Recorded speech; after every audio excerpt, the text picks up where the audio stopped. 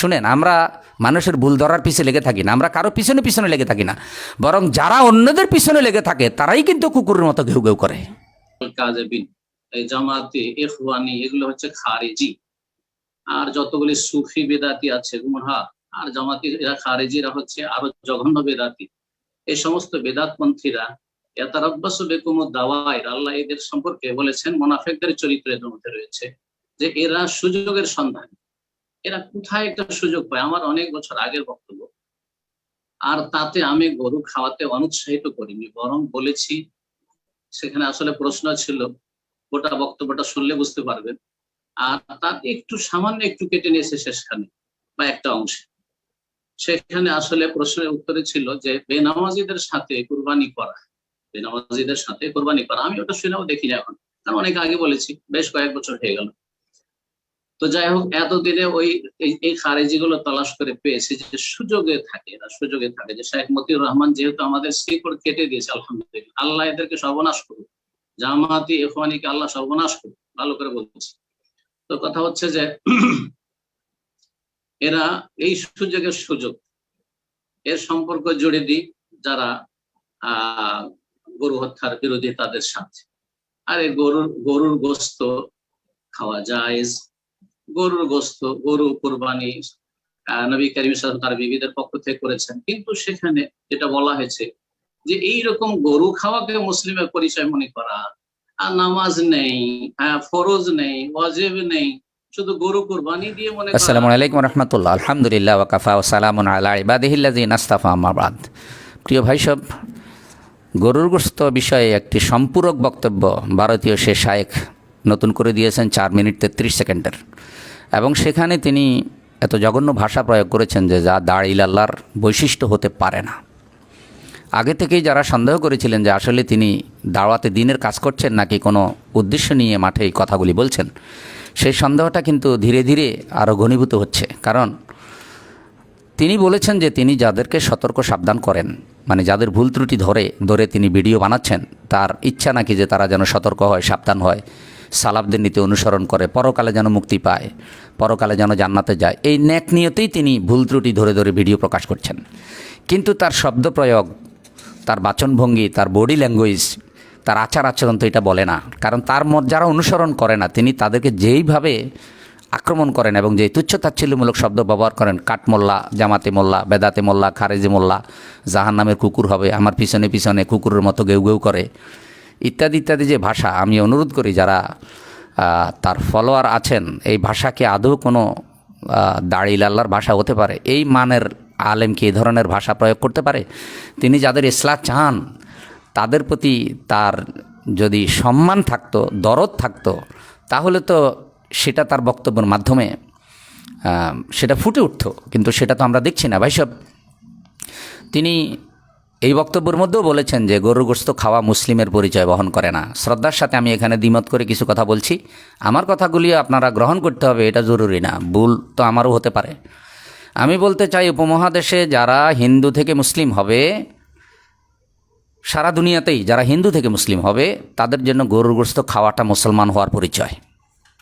আবারও কথাটা রিপিট করি, যারা হিন্দু থেকে মুসলিম হবে তাদের জন্য গরুর গোশত খাওয়া মুসলিম হওয়ার পরিচয়।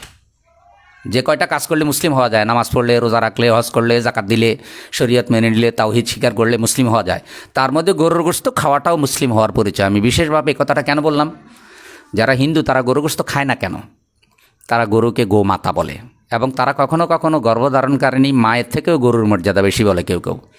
কেমন? যে মা 2 বছর দুধ খাওয়ায়, আর গরু তো আমাদেরকে মৃত্যু পর্যন্ত দুধ খাওয়ায়। মা তার নির্ধারিত সন্তানকে দুধ খাওয়ায়, আর গরু সারা মানবজাহানকে দুধ খাওয়ায়। অতএব গাভীর মর্যাদা মায়ের থেকেও বেশি। তো এইভাবে তারা যুক্তি প্রদান করে, তাদের ধর্মে গো হত্যা নিষেধ, কিন্তু আমাদের ধর্মে তো গরুর গোশত হালাল। এখন কোনো লোক মুসলিম হওয়ার পরে যদি ওই চিন্তা তার মধ্যে থাকে যে না, ইসলামের সব কিছু ঠিক আছে, শুধু গরুর গোশত খাওয়া যাবে না, এটা ইসলামে ঠিক নেই, তাহলে কি তার ঈমান হবে? তাহলে কি ওই লোকের জন্য গরুর গোশত খাওয়াটা কি ইসলামের পরিচয় বহন করে না? শুনেন, গোশত খাওয়ার বিষয়টা এত জরুরি যে আল্লাহ তাআলা কোরআনে একটা আয়াত নাজিল করেছেন। সেটা কীরকম, ঘটনাটা একটু ভালো করে শুনেন। সূরা আলে ইমরানে এটি 93 নম্বর আয়াত। আল্লাহ তাআলা বলছেন, কুল্লু তাআমে কানা হিল্লাল লিবানি ইসরাঈলা ইল্লা মা হাররামা ইসরাঈলু আলা নাফসিহি মিন ক্বাবলি আও তুনাজ্জালাত তাওরাহ কুল ফাতু বিত-তাওরাতি ফাতলুহা ইন কুনতুম সাদিকিন। এখানে আল্লাহ তাআলা বলছেন তাওরাত নাজিল হওয়ার পূর্বে ইয়াকুব আলাইহিস সালাম নিজের জন্য যা হারাম করে নিয়েছিলেন সেটা ব্যতীত যাবতীয় রিজিক আহার্য ইসরাঈল আলাইহিস সালামের জন্য হালাল ছিল, ইয়াকুব আলাইহিস সালামের জন্য হালাল ছিল। ঘটনাটা হলো এরকম যে ইয়াকুব আলাইহিস সালামের একটি রোগ হয়েছিল, নাম ছিল ইরকুন্নেসা। তফসিরে মাআরিফুল কোরআন এবং রুহুল মাআনিতে বলা হয়েছে যে ইরকুন্নেসা নামক তার একটা রোগ হয়েছিল। তো ওই রোগটা ভালো হচ্ছিল না, তখন তিনি আল্লাহর দরবারে মানত করেছিলেন, আল্লাহ তুমি যদি আমাকে সুস্থ করে দাও তাহলে আমার সবচাইতে প্রিয় খাবার উটের গোশত, আমি এটা যতকাল বাঁচি ততকাল খাবো না। তো আল্লাহর নামে সদকা করার কারণে তিনি এটা আর কোনো দিন খান নাই, আল্লাহ তাআলা তাকে সুস্থ করে দিয়েছিলেন। পরবর্তীতে তার বংশধরদের জন্য এটা খাওয়ার অনুমতি ছিল না। নবী সাল্লাল্লাহু আলাইহি সাল্লাম যখন তাওহীদের দাওয়া শুরু করলেন, ইসলামের দাওয়া শুরু করলেন, তখন কাফেররা কেউ কেউ বলল যে তুমি যে নিজেকে দাবি করো ইব্রাহিম আলাইহিস সালামের উত্তরসূরি, অতীত নবীদের মতোই তুমি নবী, তাহলে ইব্রাহিম আলাইহিস সালাম এবং তার অনুসারীরা তো উটের গোশত খেত না, তাই তুমি কেন উটের গোশত খাও? তারা তো উটের গোশতকে হারাম বলতো, তুমি উটের গোশত খাওয়াকে হালাল বলো, তো তুমি তো নবী হতে পারো না। আপনি দেখেন এইখানে উটের গোশত খাওয়া না খাওয়াকে ওরা নবুয়তের মানদণ্ড হিসেবে দাঁড় করাইছে, যে তুমি যদি সত্যিকারে নবী হয়ে থাকো তাহলে তুমি উটের গোশত খেতে পারো না, কারণ ইব্রাহিম আলাইহিস সালাম উট খায়নি, তুমি উট খাও কেন?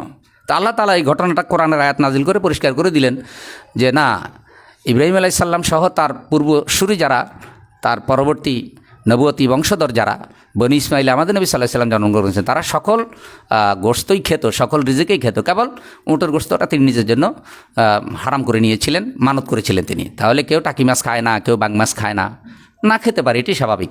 কিন্তু এটাকে ঘৃণা ভরে প্রত্যাখ্যান করার তো সুযোগ নাই। রুচিতে যার বাঁধবে না সে খাবে না। এই শায়েখ কী করেছে দেখেন, একজন হিন্দু ভদ্রলোক তার কাছে বলেছে যে আমি এত বছর মুসলমান হয়েছি, আমার স্ত্রীকে গরুর গোশত খাওয়াতে পারতেছি না, 5-6 বছর হয়ে গেছে। তিনি সেখানে ওই স্বামীকে গরুর গোশত খাওয়ানোর ব্যাপারে নিরুৎসাহিত করেছেন, বারবার বলছেন গরু খেতে হবে কেন, গরু খেতে হবে কেন, রুচিতে না বাঁধলে কেন খাবে? কিন্তু ওখানে তো ওই স্বামীকে কথা বলার দরকার ছিল যে যেহেতু আপনি মুসলিম হয়েছেন, আপনি হিন্দু থেকে এখন পর্যন্ত 5-6 বার আপনি বছর হয়ে গেছে আপনার স্ত্রী গরু গোশত খায়নি, এর মধ্যে তার মৃত্যু হয়ে গেলে এই ঘৃণা নিয়ে তাহলে তার ইমানে নোকসানি থাকবে, অতএব একবার হলেও আপনি তাকে বুঝাই গরু গোশতটা খাওয়ান, কারণ এটা হালাল। কারণ এটার প্রতি যদি ঘৃণা থাকে এবং এটা হারাম, এটা যদি আপনার মনে থাকে তাহলে তো আপনার ইমানে নোকসানি আসবে। শুনেন, আমরা মানুষের ভুল ধরার পিছনে লেগে থাকি না, আমরা কারো পিছনে লেগে থাকি না, বরং যারা অন্যদের পিছনে লেগে থাকে তারাই কিন্তু কুকুরের মতো ঘেউ ঘেউ করে।